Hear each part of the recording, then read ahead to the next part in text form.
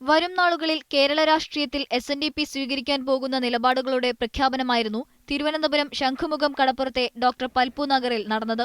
മാറി മാറി ഭരിച്ച മുന്നണികൾ ഈഴവ സമുദായത്തെ രാഷ്ട്രീയ തൊഴിലാളികളാക്കി മാറ്റിയെന്നും ഇതിനു മാറ്റം കുറിച്ച് സ്വന്തമായി രാഷ്ട്രീയ പാർട്ടി രൂപീകരിക്കുമെന്നും സ്വാഗത പ്രസംഗം നടത്തിയ തുഷാർ വെള്ളാപ്പള്ളി പ്രഖ്യാപിച്ചു. ഈ നിലപാട് ആവർത്തിച്ച വെള്ളാപ്പള്ളി നടേശൻ NSSനെതിരെ രൂക്ഷമായ ഭാഷയിലാണ് പ്രതികരിച്ചത്. രമേശ് ചെന്നിത്തലയെ നന്ദിയില്ലാത്ത നായരെന്ന് തന്നെ കൊണ്ട് വിളിപ്പിച്ച സുകുമാരൻ നായർ കാര്യം നടന്നപ്പോൾ മിണ്ടാവൃതം അനുഷ്ഠിക്കുകയാണ്.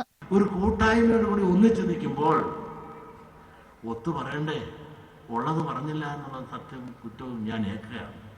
ആ കൂട്ടായ്മയോട് കൂടി നിന്നപ്പോൾ അതിന് ഭിന്നിപ്പുണ്ടാകണ്ട എന്ന് വിചാരിച്ച് രമേശ് ചെന്നിത്തല നന്ദിയില്ലാത്തവനാണെന്ന് പറഞ്ഞപ്പോൾ ഞാൻ പറഞ്ഞത് നന്ദിയില്ലാത്തവനാണ്.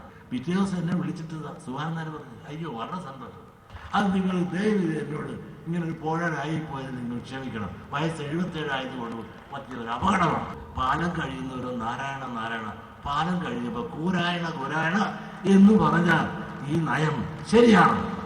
ഹിന്ദു ഐക്യത്തിന്റെ പേരിൽ കബളിപ്പിക്കപ്പെട്ടതിന്റെ രോഷവും വെള്ളാപ്പള്ളി മറച്ചുവെച്ചില്ല.